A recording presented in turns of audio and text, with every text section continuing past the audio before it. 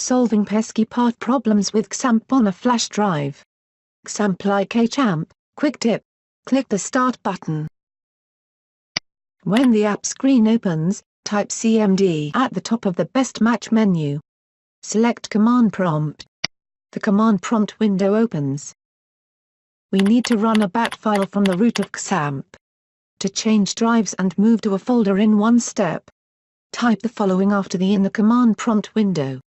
cd /d drive letter : XAMPP. Press the Enter key. Be sure to note that there is a space after cd and a space after /d. And be sure to replace the uppercase D with your USB's drive letter when you have successfully moved to the root of XAMPP. Type the following after the greater than sign in the command prompt window. setup_xampp.bat. Press the Enter key. The setup file opens. You are prompted to type 1 to refresh the XAMPP install path. After typing 1, press the Enter key when the refresh is complete. Click the Close button on the top right of the command prompt window. Let's confirm that XAMPP is now running correctly. Click the File Explorer button in the taskbar. The File Explorer window opens. Select your XAMPP install flash drive letter. Double-click the XAMPP folder. Double-click XAMPP-control.exe. The XAMPP control panel window opens.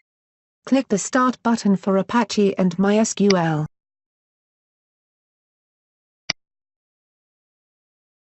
Confirm that the module lights for Apache and MySQL turn green. Confirm that the Actions buttons for Apache and MySQL now say Stop. XAMPP is up and running. Open a browser window. An updated version of Chrome is suggested. Type localhost. Press the Enter key.